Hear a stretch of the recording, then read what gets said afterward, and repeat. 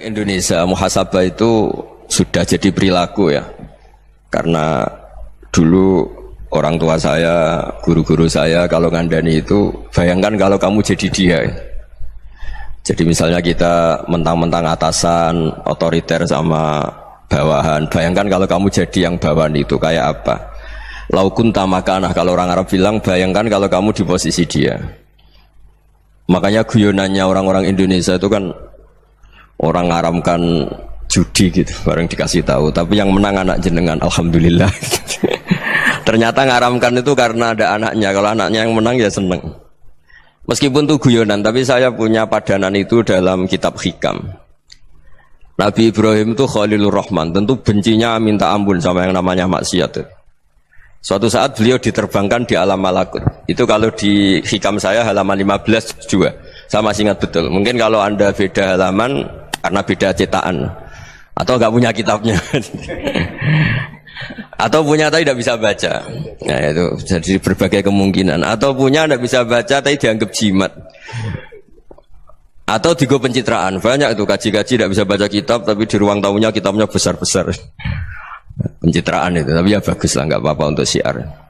Setelah diterbangkan di alam malakut, diperlihatkan sama Allah, ada orang pezina, ada orang syaribul khomri, ada orang mabuk, ada orang macam-macam. Allah tanya sama Nabi Ibrahim, bagaimana pendapat kamu Ibrahim tentang mereka yang maksiat? Kata Nabi Ibrahim, ya Allah, habisi saja mereka. Mereka hidup di bumi engkau, makan rezeki engkau, kemudian mereka tidak taat sama engkau. Singkat cerita, di fase itu, saya ulang lagi, di fase itu Allah nurutin sampai sekian peristiwa, mungkin 3 atau 4. Sudah, setelah sekian tahun Nabi Ibrahim lupa peristiwa itu, kemudian beliau diminta menyembelih anaknya. Ini versi kitab Hikam. Memang versinya banyak tentang kenapa Nabi Ibrahim disuruh menyembelih anaknya. Ketika mau menyembelih anaknya, Nabi Ibrahim ragu. Huwa samratu fuadi, anak saya ini buah hati saya, kenapa engkau suruh menyembelih? Terus kata Allah, apa kamu tidak ingat ketika kamu saya angkat di alam malakut, kemudian kamu usul bunuh-bunuh, saya tidak mempertimbangkan usul Anda, tapi kenapa sekarang saya merintahkan kamu mikir gitu? Terus, ya karena ini anak saya ya Allah. Terus kata Allah, rumang samu wong sumpukon mata ini gak gawean kau sing gawe kowe enak wae usul mata ini. Jadi sebenarnya saya yang bikin, kemudian Anda enak aja usul membunuh. Semenjak itu Nabi Ibrahim itu di eranya itu asfaqun nas, orang paling sayang sama manusia. Karena kadang kita keras itu ya kebetulan itu tidak anak kita, tidak keluarga kita. Cara orang Jawa itu kan gitu ya, kalau ada perempuan terus macak yang macam-macam pakai sepeda motor cowok, terus wah itu luput suwuk, semoga-moga gini. Tapi setelah dikasih tahu, niku ponakane jenengan, semoga-moga selamat.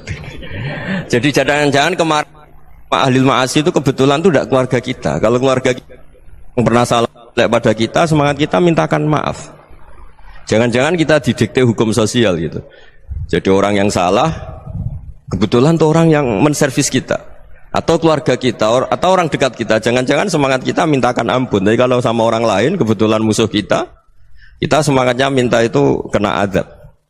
Nah ini yang nggak boleh dalam Islam. Islam mengajarkan niru Rasulullah SAW, Nabi itu rahmatal lil alamin. Bahkan kemarin saya ngaji virtual sama beberapa habaib, ada Habib Ali Al-Jufri dari Mesir, ya, ada Habib Alwi dari Kuitang, ada Habib Nabil Al-Musawa. Dari sekian habaib itu saya masih ingat diantaranya yang didawuhkan rahmatan lil alamin itu ketika Nabi adahu kaumuh, disakiti oleh kaumnya, dan itu mereka masih kafir semua. Itu mereka dapat doanya Nabi, Allahumma hdi qaumi fa innahum la ya'lamun. Kayak apa baiknya Nabi, orang yang menyakiti, yang melukai, tapi Nabi masih berdoa, Allahumma hdi qaumi fa innahum la ya'lamun. Sayyidina Umar dapat doanya Nabi itu yakhina kana kafiran, ketika masih kafir didoakan, Allahumma aizzal Islam bi Umar. Itu ketika masih kafir. Itu pelajaran bagi kita bahwa yang sedang tidak cocok pun itu berdapat doa kita. Ya doa supaya kondisi kita baik, hari tambah baik. Karena agama ini, saya berkali-kali bilang, limangkana yarjuwa wal yaumal akhir. Agama ini diperuntukkan bagi yang selalu punya harapan pada Allah Subhanahu wa taala. Saya cerita muhasabah ini tentang hubungan kita dengan Allah. Di Indonesia itu banyak orang fasik, banyak orang nakal. Ya di mana-mana orang nakal itu ya mayoritas, wa aksaruhum fasikun. Tapi berkahnya harapan. Mungkin saya kira nakal sok benda, mungkin saya kira sholat sok ben sholat, mungkin sekarang belum sakhok, belum dermawan, suatu saat dermawan. Barokahnya itu kefasikan ini dianggap sementara. Sedang fasik, sedang tidak benar. Karena kiai-kiai kita, para guru-guru kita, para habaib utamanya itu mesti bilang semoga husnul khotimah. Nah barokahnya doa itu semoga husnul khotimah itu menjadikan satu pola sosial. Yang sedang fasik ini masih diharapkan jadi lebih baik, jadi lebih. Sehingga kita tidak ngambil sikap ekstrim, yang ingin menghabisi atau ingin mengadili, tidak. Karena selalu kita punya harapan. Dan agama ini limangkan erjuwo hawal yawm akhir. Bayangkan dulu kalau yang nakal itu anak kamu. Pasti kamu nggak ingin kan langsung dapat azab, dapat apa. Padahal kita semua jadi tokoh ini abul kulli, bapak dari semuanya. Sehingga ketika Rasulullah SAW jalan-jalan kemudian melihat perempuan sedang menyalakan api. Kalau apinya mati ditiup, anaknya dijauhkan. Nanti kalau sudah jauh dari api, anaknya digendong lagi. Terus kata Rasulullah, matur ke semua sahabat, Aro'aitum anna hadih tarihatan waladaha alan nar. Apa kamu berpendapat bahwa perempuan ini akan melemparkan anaknya ke neraka? Tidak ya Rasulullah. Tidak akan seorang ibu melemparkan anaknya ke api. Terus kata Rasulullah, Allahu arhamu min hadih biwaladiha. Allah lebih rahman, lebih rahim dibanding orang tua ini kepada anaknya. Ini yang harus kita kenalkan terus, kita kampanyakan terus supaya orang hubungannya dengan Allah itu nyaman, asik. Sehingga dengan demikian selalu ada harapan bahwa yang sedang nakal ini suatu saat tobat. Kita tidak boleh menghukumi pasti begini, pasti gini, itu tidak wilayah kita. Itu juga yang dicontohkan Rasulullah SAW. Secara lahir Nabi itu nggak berkenan sama Wahsy, karena Wahsy itu salahnya salah fatal karena membunuh ahabban nasi ila Rasulillah, yaitu membunuh Sayyid Hamzah. Jadi ketika Wahsy tobat, Nabi itu nerima tobatnya. Dan ketika beliau dengan basariyahnya agak siap ketemu Wahsy karena harus ingat Sayyid Hamzah, basariyahnya diturutin. Oke, kamu iman, saya turutin, tapi jangan sering ketemu saya. Karena kalau ketemu kamu, saya masih ingat sama paman saya, Sayyid Hamzah. Kita bisa ngelola seperti itu. Kita tidak cocok sama orang, bagaimanapun mereka umatur Rasulullah SAW, kita tetap mencintai mereka. Misalnya kalau beda agama, mereka sama-sama orang Indonesia, kita mencintai mereka atas nama warga Indonesia. Tapi kalau misalnya potongannya ora cocok, beda kultur, bawaannya itu mangkel no cara Jawa, ya bisa diilmoni, jangan ketemu. Wong sudah tidak cocok, ingin ketemu nyari solusi, roh ini tok seneng itu kan ya repot itu. Ya sudah kalau nggak pati cocok ya jangan sering ketemu. Dan itu kita bisa memanage seperti itu tuh bisa. Saya berkali-kali cerita tentang Imam Syafi'i. Kalau dikasih tahu ya Imam Abu Abdillah, panggilannya Imam Syafi'i, tetangga anda ini ternyata banyak yang nggak senang anda. Jawabnya beliau senang. Ya bagus kalau nggak senang saya, ndak utang saya katanya. Jadi gara-gara saman seneng aku ngatur aku ini kan. Dan mungkin saman rasa seneng kan ya enak. Jadi hidup itu dianggap happy. Kalau seneng ya teman silaturahim, kalau nggak seneng ya nggak bakal utang gitu kan. Baru kaya seneng itu nggak ganggu. Gitu. Jadi dulu itu orang bisa ngelola seneng ndak seneng itu bisa. Karena ada kearifan hubungan dengan Allah Subhanahu wa ta'ala. Hidupnya selesai karena masyghul bi dzikrillah, mereka sibuk dengan Allah. Makanya kata ulama-ulama tasawuf, kamu jangan melihat manusia perilakunya, tapi kamu juga harus ingat yang gerakkan semua itu Allah Subhanahu wa ta'ala. Dengan demikian kita farah, kita senang. Makanya Nabi kalau ngutus Anas bin Malik kemudian enggak kesampaian yang diinginkan karena Anas main, ketika garwa-garwane Nabi agak tersinggung, Nabi andaikan Allah menghendaki yang saya inginkan kesampaian, pasti itu kesampaian. Jadi dianggap kegagalan Anas gak manggil yang dituju Nabi itu ya kersane Allah, ya enteng saja. Sayyidina Ali lebih parah lagi yang dialamin. Itu dalam-dalam beliau kalau dipanggil itu gak cepat-cepat ke sana. Ketika ditanya, kenapa kamu tak panggil gak cepat ke saya? Amin tu ukubatak. Karena aku tahu engkau orang baik. Orang baik itu pemaaf. Jadi makanya orang-orang soleh dulu itu bodoh-bodoh itu. Makanya sekarang kalau ada orang bodoh itu mesti bidik orang soleh. Kalau orang-orang soleh itu kakean husnudzon akhirnya sering dibodohin. Abdul bin Umar itu masyhur itu. Kalau ada budaknya sering sholat, sergap sholat itu dimerdekakan. Akhirnya enggak sholat pun pura-pura sholat. Akhirnya juga dimerdekakan. Ketika ditanya, kenapa engkau merdekakan? Padahal mereka sholatnya menipu engkau, kata pembisik-pembisik itu. Man khoda'ana lillah in khoda'na lah. Dia nipu atas nama Allah, berarti saat tertipu juga atas nama Allah, enggak masalah dong, semuanya demi Allah Subhanahu wa ta'ala. Jadi ketika kita ketemu mensifati Allah Ta'ala itu ghafir, Allah pemaaf. Jangan kamu enggak fair untuk diri kamu nyifati Allah ghafir, pada orang lain Allah kamu sifati syadidul iqab. Jadi Allah kamu atur, kayak MC tadi ngatur saya. Jadi Allah itu apa? Kalau pada saya ghafir, kalau pada musuh saya syadidul iqab. Itu tidak fair. Kalau Anda punya harapan kepada Allah karena Allah Rahman Rahim, Allah ghafir, sebenarnya Allah pada musuh kita ya bisa saja Allah ghafir, bisa saja Allah Rahman Rahim. Sehingga kita melihat orang lain yang kita tidak cocok itu ya enteng saja. Itu min ummati Rasulillah sing tanaluhu syafa'atuh, tanaluhu sa'atu rahmati, tanaluhu fair. Jangan dengan kita kayak mesti dapat rahmat, jangan orang lain kayak Allah pasti syadidul iqab. Itu tidak boleh. Sehingga ketika ada orang Badui, singkat cerita orang Badui ini kencing di masjid, semua sahabat membentak dia. Yang enggak bentak hanya Nabi tok. Saking mangkalnya orang ini karena semua sahabat bentak kecuali Nabi. Setelah dibenarin Nabi, terus Nabi nyuruh sabbu ali dhanuban min ma'in. Setelah disucikan masjid itu, dia berdoa keras sekali. Allahumma arhamni wa Muhammadan wa la tarham ma'ana ahadan. Ya Allah, yang berhak dapat rahmatmu hanya saya dan Nabi Muhammad, yang lainnya jangan. Karena yang lainnya tuh jengkelin, gitu aja saya salah dimarah-marahin gitu.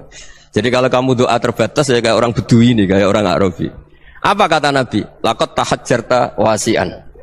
Allah yang rahmatnya luas menjadi kamu sempitkan.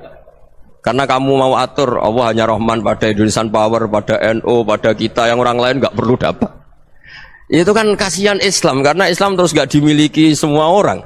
Allah gak dimiliki semua orang, Rasulullah gak dimiliki semua orang, karena di NU, di ormas tertentu, di gak boleh seperti itu. Gak boleh takhasyar tawasian, kata Nabi, gak boleh mempersempit zat yang rahmatnya itu luas. Ini semoga etika ini kita pakai di Indonesia. Yang sedang fase kita harapkan lebih baik. Yang sedang gak dapat hidayah kita doakan dapat apa? Hidayah. Masyhur kan, makanya tadi saya mohon sama Habib Ali supaya Habib Ahmad supaya tetap mahalul qiyam tabaruk sama Habib Ali. Di antara doa-doa di Simtuduror masyhur itu antuqa bilal mudhniba minnah bil ghufran wal musi'ah bil ihsan. Jadi harapannya para habaib, para orang-orang baik dulu ya semoga yang dosa itu dimaafkan, yang sedang salah dibuka, bikin lebih baik. Nabi itu tugasnya juga gitu. Wastaghfir li dzambika walil mu'minina wal mu'minat. Nabi itu tugasnya juga memintakan ampun yang sedang salah. Nah ini cobalah jadi etika kita, muhasabah kita. Jadi muhasabah itu cara berpikir kita set, kita pikir ulang. Ternyata semangatnya seorang nabi itu wastaghfir li dzambika walil mu'minun. Semangatnya itu memintakan ampun. Orang ahli tafsir tahu semua kalau Nabi itu tidak mungkin dosa. Jadi itu khitabun Nabi wa urida bihi ummatu, itu khitab Nabi, tapi yang dimaksud itu umatnya, karena Nabi tidak akan mengalami dzambun, tidak akan mengalami dosa. Sekarang enggak, kadang-kadang kita ini kalau orang lain salah itu semangat. Kalau di perusahaan ada teman salah, apalagi miran salah itu seneng, barokahnya salah bisa ganti kan gitu. Jadi kalau mungkin di dunia tokoh juga gitu, barokahnya ada tokoh salah, kita yang jadi populer sendiri, tidak boleh seperti itu. Kita harus salimus sodri di jami'il muslimin. Jadi ini harus dilatih. Saya tadi matur sama Habib Ahmad, latihan kita jadi hidup. Nabi itu kalau resep jadi wali itu kata Nabi gampang. Kata Nabi, kalau kamu ingin disenangin Allah, ya sudah. Kalau kamu asbahta wa amseta gini-gini, perasaan kamu, kata Nabi, jangan punya perasaan ghil sama orang muslimin. Itu sudah wadzalika min sunnati. Makanya Nabi ngendikan la yablughni ahadun an ahadin syai'an. Ada yang baca la yuballighni ahadun an ahadin syai'an. Seseorang jangan melaporkan ke saya tentang salahnya yang lain. Fa inni akhruju ilaikum wa ana salimus sadri. Karena saya ingin ketemu sampean semua dalam keadaan salimus sadri, tidak punya perasaan apa-apa. Karena kalau nurutin membisik, nurutin informasi itu ya repot, karena orang pasti sepihak. Ada kiai yang top, datang ke kampung-kampung ning desa-desa. Kata yang seneng itu punya akhlak. Wah itu bagus orang besar datang ke kampung-kampung. Kata yang nggak seneng, wah itu jobnya kiai kecil kok diambil, itu kan ya kasihan itu kan sudut pandang. Makanya saya sering bilang, akal kita ini cukup untuk mentasdik Rasulullah Shallallahu Alaihi Wasallam. Meskipun perasaan kita kadang orang Jawa itu beda. Saya berkali-kali bilang sama peneliti dari Jogja, kenapa sih Gus para nabi itu kok poligami istrinya banyak? Nabi Dawud katanya itu berapa itu. Nabi Sulaiman malah jumlahnya agak terbatasin. Nabi Muhammad itu paling sedikit. Saya tanya gini, perempuan itu orang lemah, jadi kalau nolong orang satu gimana baik, kalau nolong orang dua ya lebih baik, ya sudah kira-kira seperti itu. Paling tidak akal kita masih tahu kalau orang baik itu kan mesti baik, nolong orang satu baik, nolong orang dua ya lebih baik, nolong orang tiga lebih baik. Tapi kalau kamu orang nggak baik, satu saja kamu terlantarin, kamu miskinkan, kamu ya tinggal diukur kan. Kalau orang baik nambah baik, tapi kalau orang buruk tambah buruk. Nah itu akal kita bisa menganalisis kenapa sih nikah itu ada yang poligami, ada yang tidak. Sudah ukur saja diri kamu. Misalnya kayak saya elek keriting, rabi terus, memperbanyak wong elek, orang perilaku netok, raine dadi elek kabeh. Gitu. Tapi nak kowe iku ganteng, alim, ganteng, sugih, anake ganteng-ganteng, berhubung kowe saleh ahli swarga kabeh, mertua yo bangga karena karir kamu meyakinkan. Ini mertua kamu aja enggak bangga mau nambah. Ipar enggak bangga, mertua enggak bangga, desa kamu yang kamu wayai juga gak beda dengan Nabi ketika nikah Juwairiyah itu nggak ada pernikahan sebarokah Nabi dengan Juwairiyah itu Azharu Rasulillah. Di situ habis perang banyak tawanan gara-gara jadi besanya Nabi langsung dibebaskan semua karena Azharu Rasulillah. Sekarang besanya Kanjeng Nabi. Dulu Abu Sufyan mangkalnya bukan main sama Nabi gara-gara putrinya dinikah terus langsung jadi. Kalau kamu kan enggak, nikah satu, nikah lagi, satu kampung musuh kamu karena istri pertama ya cemburu, yang kedua agak bangga. Wah itu selesai itu dunia wal akhirah. Maksud saya nganalisis Islam itu harus pakai akal. Dan akal yang dipakai ini saya bawa ke kitab Ihya adalah pikiran-pikiran para ulama. Makanya ketika Imam Ghazali ketika ditanya fakaifa bi muslimin fasikin asawaha fi jami'i amri. Kalau kalian ketemu orang fasik, orang Islam tapi fasik, perilakunya enggak ada yang benar. Kata Imam Ghazali jawabnya lucu, aneh. Ma min muslimin illa wa islamuhu ta'ah. Tidak ada orang Islam kecuali dia mau Islam, membenarkan Allah dan Rasul itu sudah taatnya dia. Kok kamu tidak bisa melihat taatnya dia? Dia pikirannya kan ini pemabuk, ini tukang apa. Tapi kata Imam Ghazali, sebenarnya kamu masih bisa berpikir positif. Ma min muslimin illa wa islamuhu ta'ah. Tidak ada seseorang Islam ketika dia milih Islam itu pasti ada taatnya, yaitu tasdik pada Allah dan tasdik kepada Rasulullah Shallallahu Alaihi Wasallam. Jadi dengan pola seperti itu, maka di antara guru-guru kita yang modern ya di era Mbah Maimun, di sini ada Habib Ahmad, Habib Salim, syair yang sering dibaca beliau adalah ada orang munajat sama Allah. Ini cerita munajat. Itu orang itu ngendikan gini, ana muznibun, ana mukhtiun, ana asi, huwa rahimun, huwa ghafirun, huwa afi. Ya Allah, saya mukhti, saya orang yang salah. Ana mutnib, saya orang yang dosa. Ana asin, saya sering maksiat. Tapi engkau ya Allah, engkau ghafir, pemaaf. Engkau rahim, maha pengasih. Engkau afin, yang mudah memaafkan. Kata orang ini, ya agak kurang ajar, tapi saking senengnya sama Allah. Qobal tuhunna salasatan bisalasati. Ya gini saja ya Allah, sifat engkau diadu dengan sifat saya. Engkau Tuhan, Gusti, nggak boleh kalah katanya. Terus wasatahliban ausofu ausofi, dan kau pasti pemenangnya gitu. Jadi ada orang rayu Allah dengan cara seperti itu ya ada ya. Saya ini manusia, salah saya banyak. Engkau ampunannya banyak. Engkau Tuhan, Gusti, nggak boleh ampunan Anda, ampunan engkau kalah dengan salah saya. Nggak boleh Tuhan kok kalah. Jadi untuk supaya orang punya harapan gitu. Banyak juga wali-wali yang jadab ketika datang ke makam Rasulullah SAW. Itu kalau dongo ya agak kacau sebetulnya, cara syariat agak kacau. Ya Allah, engkau punya dua pilihan. Jika engkau menjadikan saya soleh, surah habibu, yang senang kekasihmu, yaitu Rasulullah SAW. Tapi jika engkau menjadikan saya fasik, surah adubu, yang senang itu setan. Monggo jenengan mau menyenangkan kekasih jenengan, mau menyenangkan musuh jenengan, monggo jenengan bebas kok memilih. Mestinya Allah ya senang menyenangkan kekasihnya. Jadi ya, intinya Allah dipaksa untuk menjadikan dia orang soleh gitu. Jadi kayak kemarin itu Pak Bu siapa yang kesini itu, yang sama jenengan kuliah kesini itu sama Habib Ahmad. Saya pertama nggak mau, lama-lama Habib Ahmad ini gimana Gus, orang taunya saya dekat jenengan, kalau nggak kasil saya waduh ini kayak doanya wali yang tadi. Nggak punya pilihan, nggak ada pilihan ini. Jadi saya mohon muhasabah itu dimulai cara berpikir. Makanya di sini sebetulnya tag ini supaya dapat barokahnya Ihya. Ini kitab yang disenangi para habaib, para ulama. Sebetulnya teks di muhasabah itu redaksinya gini ya, yang lengkap. Hasibu anfusakum qabla an tuhasabu wa zinuha qabla an tuzanu wa tahayya'u lil ardil akbar. Jadi ada kata wazinu, jadi ukur. Perilaku Anda ini diukur, ditakar. Misalnya kita sebagai suami kan ya punya hal-hal yang kita tidak ideal. Cara wong Jawa mesti pesek. Cara rezeki ya pas-pasan itu. Dan kita juga kalau makanya enggak boleh tanya istri begini, apa saat cinta pertama Anda? Pasti Anda kecewa. Orang jadi istri hanya korban terakhir gitu. Sudah. Karena orang kalau ngelamar kemana-mana gak jadi, yang jadi istri itu pasti korban terakhir gitu. Jarang istri pilihan pertama, jarang. Ayo semua yang nikah. Rata-rata itu pilihan Anda pertama Pak, dari sekian ditolak di mana-mana terus. Ya perempuan terakhir. Kamu juga korban terakhir gitu. Itu wali-wali dulu kalau ngandani kita itu sederhana. Antal ini masyhur diceritakan Habib Zain bin Sumit dalam kitab Al-Manhajus Sawi. Antalam tajid min nafsika kullama turid. Fa kaifa turidu min ghairika kullama turid. Kamu yang ingin ideal saja kamu tidak menemukan pada diri kamu untuk menjadi ideal. Kamu kan ingin ganteng, ingin punya uang banyak, ingin perilaku Anda sempurna. Anda saja yang punya keinginan tidak bisa mewujudkan keinginan Anda sendiri.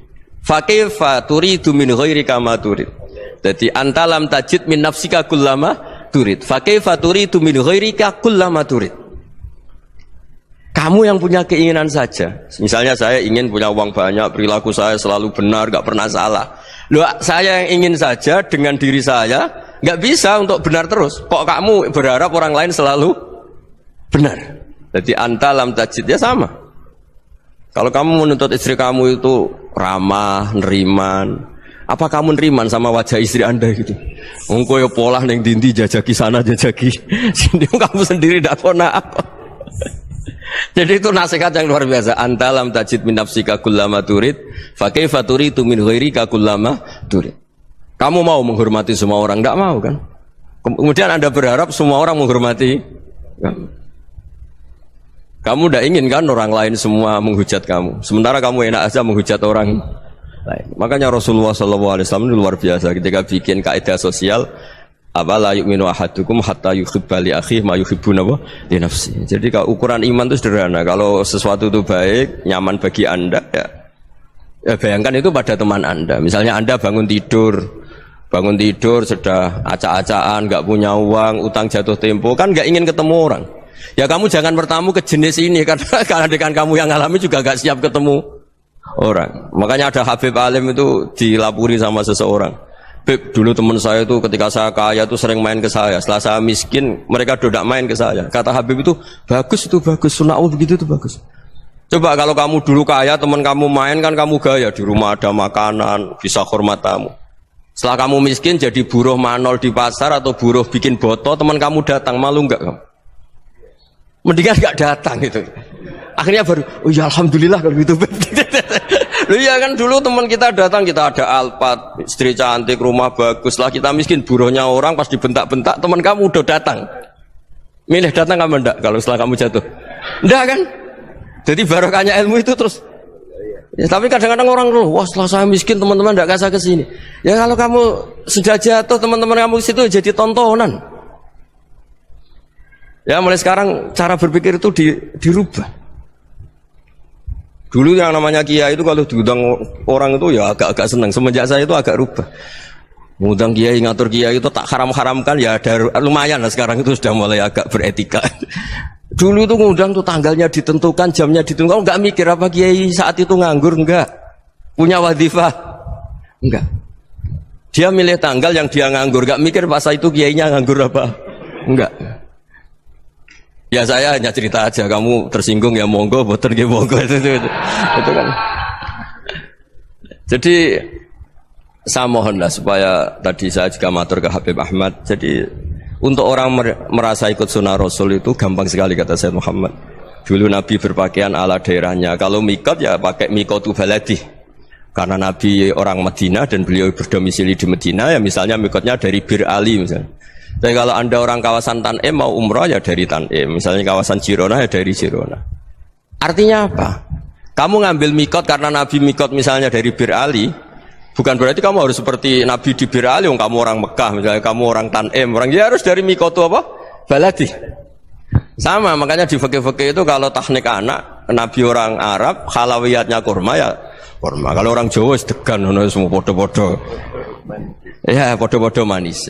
Jadi ini tabaruk sama Sayyid Muhammad, ini ada murid beliau Habib Ahmad, sahabatnya, supaya orang itu merasa ikut Nabi itu gampang sekali. Ini saya baca ya di halaman tadi disaksikan Habib Ahmad 433 di kitab apa begini? Manhajus Salaf fi Fahmin Nusus. Itu kata Sayyid Muhammad, wa kanat sunnatu Rasulillah annahu yat'amu ma yajiduhu fi ardi wa yalbasu ma yajidu wa yarkabu ma yajidu mimma abahu Allah taala. Fa man istamala ma yajidu fi ardi fa huwa al-muttabi' lis-sunnah. Kama anau hajjal beta min madinati, faman hajjal beta min madinati nafsi, fahuwa al-muttabi' li sunnah, wa illam takun hadhil madinatu tilka. Jadi intinya misalnya Nabi dulu itu ngasih sedekah kepada fakir miskin ya pakai dinar, dirham. Ya kalau orang misalnya sedekah pakai rupiah ya sudah ikut sunnah Nabi. Jangan, lu Nabi pakai dinar loh, kamu kok pakai rupiah. Dulu dinarnya Nabi tidak ada tulisannya Bank Indonesia, kamu ada tulisannya Bank. Ya tidak ada seperti itu. Ya jadi misalnya Nabi sedekah pakai tamar atau pakai al-aqid, ya kita pakai beras, pakai apa, supaya orang tuh bahwa Rasulullah itu milik kafatal linnas, milik semuanya, sehingga merasa ikut sunnah Nabi itu ya semuanya. Makanya dulu Mbah Mun kalau motivasi saya supaya bombong, kalau orang Jawa bilang bombong, wong Jawa itu mesti ono wong alim. Beliau menyontohkan mas itu Mbah Fadol, Senori, Mbah Ihsan Jambes, itu bisa ngarang-ngarang kitab luar biasa, padahal beliau bukan orang Arab. Imam Sibawai itu orang Persia, Imam Ghazali orang Tus itu juga ikut Persia. Kata Imam Mun, wong sing ora Arab lah mesti untuk jatah alim, kata beliau. Karena Nabi itu diutus kafatal linnas. Nah ini kalau orang yang alim itu Arab tok, berarti tidak ada perwakilan dari Afrika, dari Asia Tenggara, dari mana-mana. Makanya karena Nabi statusnya itu kafatal linnas. Jadi kita harus bangga sebagai Muslim, sebagai orang Indonesia, karena misalnya Wali Kutub dulu terkenalnya hanya ada di Yaman, di mana. Ternyata pernah ada juga di Indonesia, dan seperti Habib Abu Bakar Segaf Gresik. Jadi ya artinya kan tetap orang Indonesia, meskipun beliau zuriyah Rasul kan ya sudah orang apa? Orang Indonesia. Zuriyahnya Habib Ali Simtuduror sekarang di Solo. Jadi Indonesia juga dapat alawin banyak, dari Sadatin al-Alawin juga banyak. Jadi saya mohon barokahnya ngaji seperti ini. Melihat orang lain tuh gampang, bayangkan tuh kalau anak kamu. Makanya Nabi, nanti kalau nggak percaya lihat di Hikam nomor 15 di kitab saya itu. Di situ dijelaskan oleh Hikam, jangan-jangan semangat Anda pada orang yang maksiat, pada orang yang keliru supaya dihukum itu karena kebetulan itu udah anak Anda, itu udah keluarga Anda. Coba kalau itu keluarga Anda. Makanya kalau saya guyonan di Jogja itu, ada pembantu mecahkan piring terus dimarahi majikannya, saya mesti guyon gitu, pasti itu pembantunya tidak cantik. Kok bisa Gus? Andai kan cantik dan kamu senang mecahno piring satu, piring 1000 ra iso ngamuk kowe. Ternyata ngamuknya itu karena mecahkan piring apa karena plus tidak cantik? Coba jawab para lelaki ini. Kamu marah sama orang maksiat tuh karena maksiat, karena plus itu udah anak Anda. Bayangkan kalau itu anak Anda. Itu hebatnya Rasulullah SAW, karena kita yang salah pun kadung umatnya, Nabi tetap ngasih fasilitas syafaati li ahlil kabair min ummati. Kayak apa baiknya Nabi? Nggak ikut maksiat tapi ikut fasilitasi ngasih syafaat. Loh kalau li ahlil ibadah kan wajar, Nabi ketika ini syafaati li ahlil kabair min ummati. Ya karena tadi logika yang dibangun Rasulullah itu logika yang luar biasa. Kita semangat orang lain kena hukuman itu karena kita tidak punya ra'fah, tidak punya rahmah. Coba kalau Rasulullah yang bil mu'minina ra'ufur rahim, semangatnya itu mendoakan supaya tobat, mendoakan diampuni. Dan itu juga yang diperintahkan oleh Allah Subhanahu wa taala, wastaghfir li dzambika walil mu'minina wal mu'minat. Ya semoga barokahnya ngaji ini, barokahnya Habib Ahmad, barokahnya Maulid Simtuduror, barokahnya semua kitab madaih, tiba berjanji semuanya, barokahnya Ikhya, barokahnya Said Muhammad, barokahnya guru kita semua, Mbah Maimun, bapak saya. Kita ini ngikuti manhaj, ya, ngikuti apa? Manhaj. Saya sering didhawuhi Mbah Mun, kenapa ihdinas siratal mustaqim bukan siratoka, bukan jalan engkau ya Allah? Karena Allah itu enggak bisa kamu tiru. Allah itu tidak tidur, tidak makan, tidak kesel, tidak capek. Yang bisa ditiru itu siratal ladzina an'amta alaihim. Yang bisa ditiru manusia ya niru manusia. Karena Allah itu tidak bisa ditiru. Makanya ihdinas siratal mustaqim siratal ladzina. Dan niru siapa? Niru guru-guru kita. Termasuk niru cara pandang. Jadi misalnya ada orang awam di rumah itu hanya delok reng, delok tikus liwat, itu kan kayak nganggur. Ora tahajud malah mendelok reng. Melihatnya jangan gitu. Huwa tarokal ma'asiyah. Dia di rumahnya tidak dugem, tidak kemana-mana. Dia berarti malam itu tarkul ma'asi. Tidak nyopet, tidak garong, tidak ke tempat maksiat. Susahnya apa sih husnudzon? Jadi jangan lihat huwa tarkut tahajud, huwa tarokat tahajud, wa taroka qiyamal lail. Oke ya, namanya orang begitu ya tidak tahajud, tidak qiyamul lail. Tapi susahnya apa sih kamu bilang huwa tarokal ma'asiyah? Dia juga meninggalkan maksiat, dan tarkul maksiat itu tuh ibadah. Supaya orang tuh gampang lah husnudzon sama orang muslim. Ini orang mukmin, orang yang luar biasa. Di mata Allah itu orang yang luar biasa. Kayak tadi Imam Ghazali, kalau saya ketemu orang muslim kemudian dia tidak pernah baik, gimana? Kata Imam Ghazali, ma min muslimin illa wa islamuhu ta'ah. Tidak ada orang Islam ketika dia mentasdihkan Allah dan Rasulullah, berarti dia juga punya taat. Ya ini latihan saja, sing iso nglakoni Habib Ahmad kula namung cerita mawon. Kula cerita secara akademik, saya punya kitab, saya baca dan alhamdulillah kita paham barokahnya para guru, dan supaya terbiasalah sebaik-baiknya ibadah husnudzonni billah wa husnudzonni bil mu'minin. Soal tidak cocok ya diilmoni tadi ya, namanya enggak cocok ya jangan sering ketemu. Seperti Rasulullah SAW, beliau karena sangat mencintai Sayyid Hamzah, ketemu orang yang pernah begitu sama Sayyid Hamzah, ya beliau secara basyariah tidak siap.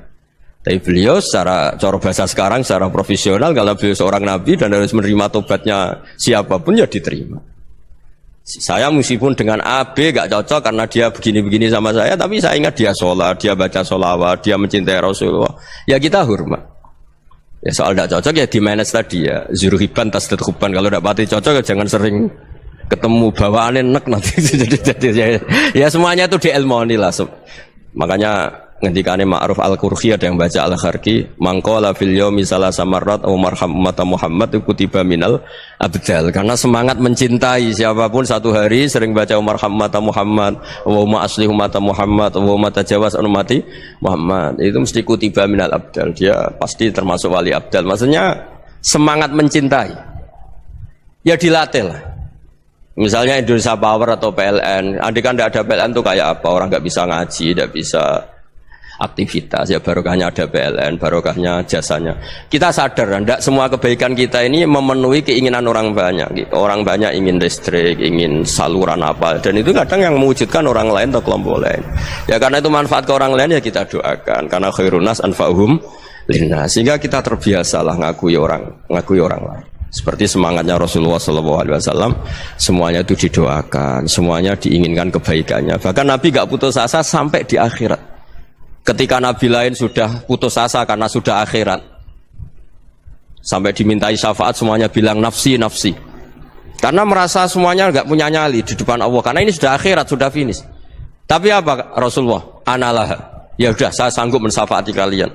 Terus kata Nabi, fa'atiyal arsya. Saya mendatangi aras, fa'akhirru lahu sajidan, saya sujud, wa ahmaduhu bima hamida allamaniha rabbi. Kemudian saya tetap muji Allah dengan pujian yang terus menerus. Padahal sudah di akhirat, sudah finish. Nabi dimintai syafaat masih sanggup, karena Nabi tahu akhirat tidak bisa mendikte Allah, tidak bisa Allah terus bilang, ya Allah ini akhirat, engkau sudah tidak boleh mensyafaat, tidak bisa. Allah tidak bisa diganggu akhirat, Allah tidak boleh dibatalkan rahmannya oleh akhirat. Allah tetap Rahman Rahim abadal abad. Dan Nabi tahu itu. Makanya kata para ulama, fa Muhammadun ahmadu min ghairihi. Jadi Nabi Muhammad namanya dua yang terkenal. Sebenarnya banyak yang terkenal dua, Muhammad sama Ahmad. Ketika Nabi punya nyali memuji Allah di akhirat atau sudah di akhirat, itu fa Muhammadun ahmadu min ghairihi. Ketika Nabi lain sudah tidak punya nyali muji Allah karena sudah akhirat, Nabi Muhammad tetap berani muji Allah di saat seperti itu. Makanya Ahmadu di situ kata ulama itu af'al tafdil, fa Muhammadun ahmadu min ghairihi. Kanjeng Nabi lebih memuji Allah di saat yang Nabi lain sudah tidak punya nyali untuk memuji Allah di saat itu. Makanya kata Nabi, fa'akhirru lahu sajidan wa ahmadhu bimahamida allamaniha rabbi. Akhirnya setelah lama gitu terus Allah ngendikan, ya Muhammad irfa' ra'sak wasal tu'tah wasfa' tusyaffa. Sudah Muhammad, angkat kepala kamu minta apa saya turutin, dan kalau kamu ingin mensyafaati umatmu saya beri hak apa? syafaat. Nah, semoga semangat itu juga menjadikan kita munajat bahwa rahmat Allah tidak terbatas, harapan juga tidak terbatas. Mungkin yang sedang nakal ya kita katakan sedang, jangan terus kamu pastikan wah ini mesti suul khotimah, mesti tidak orang baik. Tidak, agama ini liman kana yarju wal yaumal akhir, selalu bagi yang punya harapan.